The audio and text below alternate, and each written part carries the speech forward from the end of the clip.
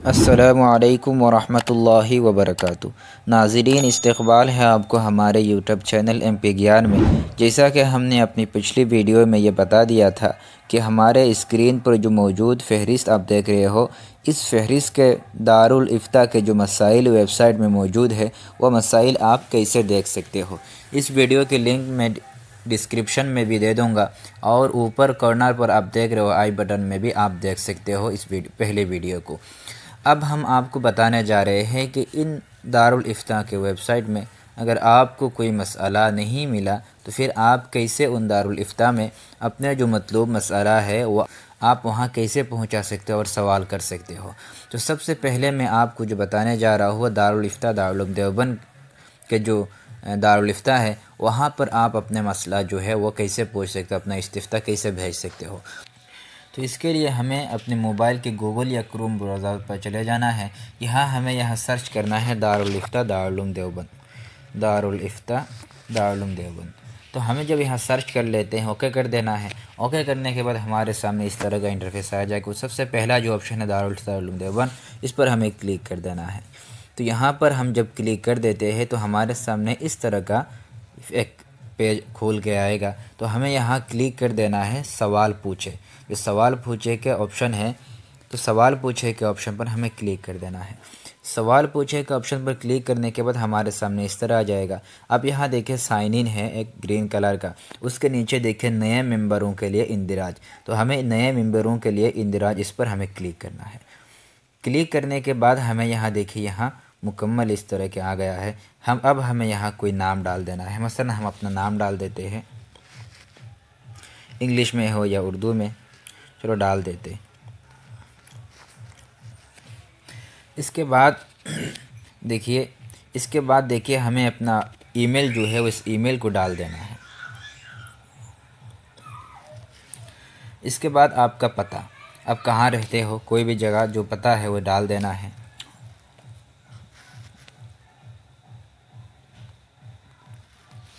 اس کے بعد جو شہر ہے آپ کا وہ ڈال دینا ہے۔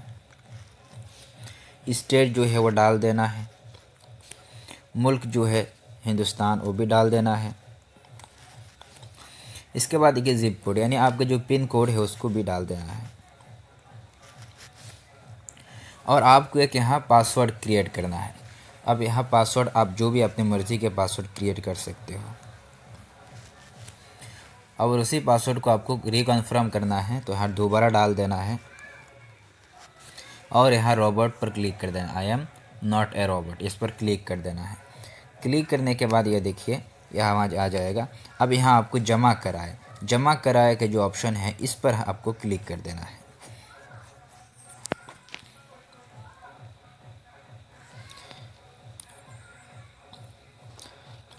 اب دیکھیں اس طرح ہم جب اپنا کر لیا تو یہاں دیکھیے ہمارے سامنے، یہاں دیکھیے you have registered successfully, please process to log in. اب یہاں آپ کو چونکہ رجسٹر ہو چکا ہے، اب آپ کو لاگ ان کرنا ہے۔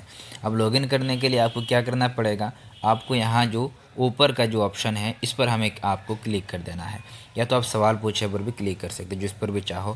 تو ہمیں اس پر کلک کر دیتے۔ کلک کرنے کے بعد یہ دیکھیے ہمارے سامنے اس طرح آ جائے گا۔ اب ہمیں ای میل کا پتہ، اب ای میل کے پتہ جو بھی ہمارے ہے، ای میل کے پتہ اس پر ہمیں اپنا ای میل جو ہے اس کو ڈال دینا ہے،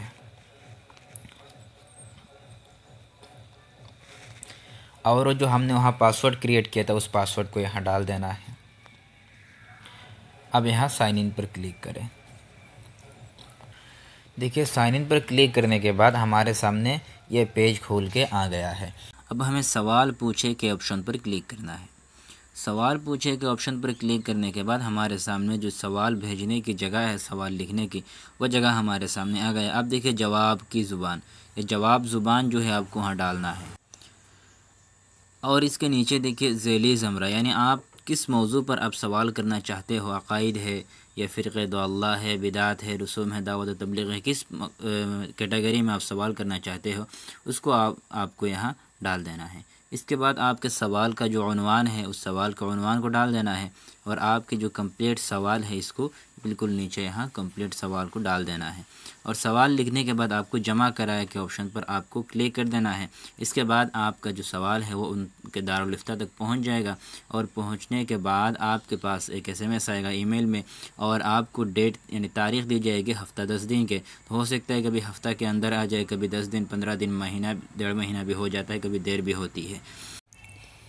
تو ناظرین، دارالفتہ دارالعلوم دیوبند میں سوال بھیجنے کا جو طریقہ ہے وہ اب ہمیں معلوم ہو چکا۔ اس کے علاوہ جو دوسرے نمبر پر آپ دیکھ رہے ہو، دارالفتہ دارالعلوم مقف ہے، دارالعلوم کراچی ہے، بنور ٹاؤن ہے، اور آخر میں دارالفتہ اخلاص وغیرہ جو باقی جو دارالفتہ ہے ان میں بھی آپ اپنا سوال بھیج سکتے ہو۔ اور وہ کیسے، تو اس کے لیے میں ایک دوسری ویڈیو بنانے کی کوشش کروں گا۔